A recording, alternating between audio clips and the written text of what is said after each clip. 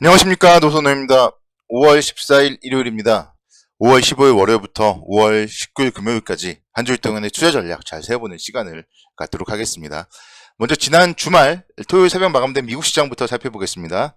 미국 시장은 3대 지수 모두 소폭 하락을 했습니다.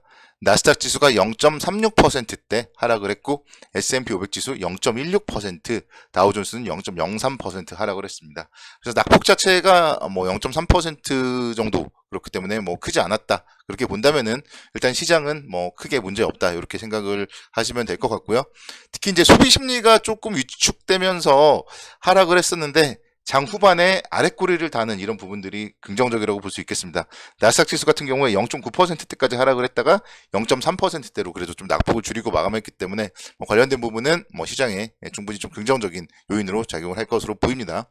미국의 소비자 심리 지수가 6개월 내에 최저치로 하락을 하면서 경기 침체에 대한 우려로 좀 시장이 좋지 못했었는데 장 마감을 앞두고 대형주 중심으로 좀 반발 매수세가 유입되면서 낙폭을 축소했다. 이렇게 말씀을 드릴 수 있겠습니다.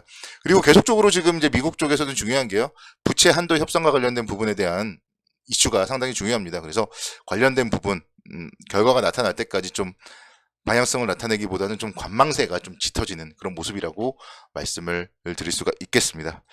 지난주 우리 주식시장 뭔가 좀 아쉬운 좀 지지부진한 모습이었어요. 그래서 5월 8일 월요일부터 5월 12일 금요일까지 5거래일 연속으로 코스피 같은 경우는 좀 음봉을 보이면서 좀 조금씩 줄줄줄 좀 흘러내리는 그런 움직임을 보였습니다. 그렇지만 낙폭 자체가 크지 않았고요. 그리고 예상된 좀 범주, 박스권의 범주 내에서 있었다. 이렇게 말씀을 드릴 수가 있겠습니다. 그래서 뭐 이번 주에도 비슷한 움직임으로 생각을 하시면 좋을 것 같아요. 그래서 어차피 하단부는요. 61선이 2460포인트대에 있고 121선이 2428포인트 정도에 있는데요. 121선은 그래도 뭐 굳이 이탈을 할 가능성은 좀 많지 않다. 그런 생각이 들고, 그래서 조정을 보이면은 이제 어쨌든 61선과 121선 사이에서는 조금 저가 매수의 기회로서 활용을 하는 게 바람직하다. 저는 개인적으로 그렇게 판단을 하고 있고, 그리고 이제 뭐 상승을 한다면 역시 상단도 뭐 당연히 제한되어 있겠죠. 그래서 뭔가 뚜렷한 올라가야 될 이슈는 없기 때문에 2550에서 2600선 사이 그래도 좀 뭐 박스권 상단 정도로 대응을 하고 그런 부분들에 왔을 때는 또 일부 현금화하는 그런 전략으로 대응을 하는 게 괜찮다고 말씀을 드릴 수가 있겠습니다. 특히 이제 1분기 실적 발표가 아마 내일 정도면은 거의 마무리가 될 거예요. 그래서 여러분들이 실적을 통해서 좀 옥석을 잘 가려야 된다. 이 부분을 포인트로 말씀을 드리고 싶습니다. 그리고 앞서서 언급드렸던 미국의 부채 한도 협상과 관련된 부분이 가장 중요한 그런 이슈입니다. 그래서 미국의 부채 한도 협상 살펴봐야 되고 주말에는 또 이제 G7 정상회담이 있어요. 그래서 미중 간의 갈등이라던가 여러 가지 부분들이 있잖아요. 그래서 정치 외교적으로 이런 변수들이 어떻게 해결이 되는지에 대해서 우리는 계속적으로 좀 뉴스에 대해서 좀 생각을 해봐야 될 것 같습니다. 미국의 부채 한도 협상 같은 경우도 지금 뭐 어쨌든 지지부진한 상황이에요. 그렇지만 결론은 정해져 있습니다. 거기서 뭐 미국이 파국으로 빠지는 길을 택하지는 않을 거란 말이에요. 그래서 과거의 사례들 제가 지난번에도 한 차례 언급을 드렸었는데 과거의 사례에서 부채 한도 협상이 잘 안 됐을 때 레벨 다운을 했지만 그게 이제 잘 마무리가 되고 나서는 항상 이전 수준을 회복을 해왔었기 때문에 그런 부분들의 힌트를 얻는다면은 결국 만약에 부채 한도 협상을 이슈로 해서 하락을 한다면은 그 하락은 좀 조정 시에 매수의 기회로서 활용을 해야 된다. 이렇게 설명을 드릴 수가 있겠습니다. 그래서 뭔가 이제 이슈적으로 봤을 때 좀 안 좋은 이슈들이 있는 거는 사실이지만 그런 이슈들 속에서 지난주에도 잘 버텨줬고요. 그렇기 때문에 이제 시장이 여기서 정말 추가적으로 하락을 할 가능성은 높지 않다. 그래서 박스권에 대한 움직임이 계속 지속될 가능성이 높고, 그러니까 과거에는 계속 뭐 변동성이 확대될 것이다, 뭐 긴축에 대한 우려, 뭐 이런 얘기들을 많이 했다면 제가 지난주부터 말씀을 드리는 게 이제 뭔가 정말 돌발 악재가 나타나지 않는 한 좀 변동성이 좀 축소되면서 박스권의 움직임을 보일 것이다. 이런 얘기들을 지난주에도 제가 드렸었는데요.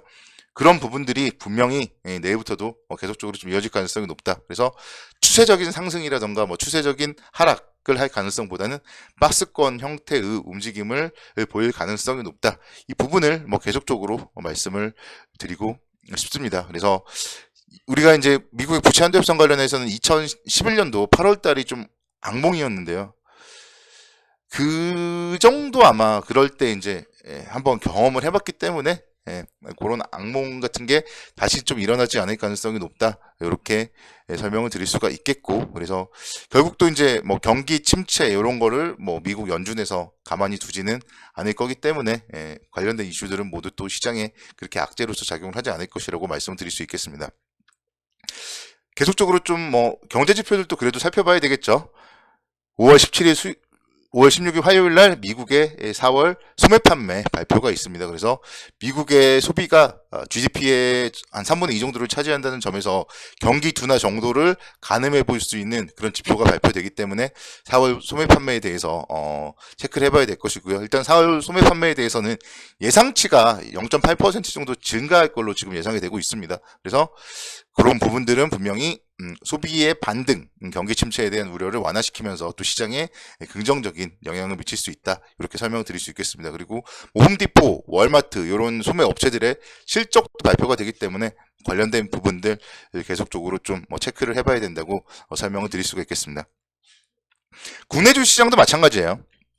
1분기 실적 발표 지금 시즌이기 때문에 관련된 실적에 대한 이슈에 대해서 계속 좀 주목을 해 보셔야 되고, 그래서 요즘에 보면은 시장은 좀 지지부진한데 분명 종목들은요 상당히 좀 엇갈리고 있다, 그렇게 설명을 드리겠습니다.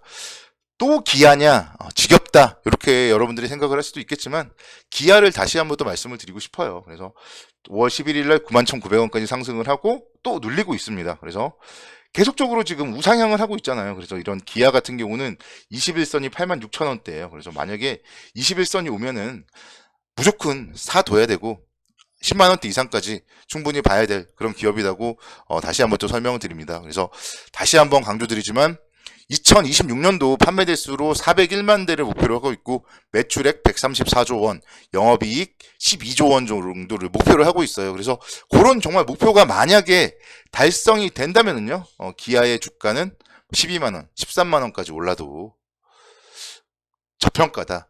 그렇게 생각을 한다면은 기아가 정말 이 목표로 한 거를 달성을 하느냐 못하느냐, 일단 목표 달성을 좀 기원하면서 이 종목을 실적, 그리고 자동차주가 좀 투자하기 편한 게 계속 매월 판매 대수 같은 게 나옵니다. 그래서 실적에 대해서 굳이 우리가 막 기다려보지 않아도 예측을 할 수 있어요. 그래서 미국 쪽, 인도 쪽 요즘에 자동차 판매 잘 되고 있습니다. 그래서 그런 부분들 생각을 해보면은 자동차 관련주에 대해서 계속적으로 좀 긍정적 관점으로 접근을 하자, 이렇게 설명을 드립니다.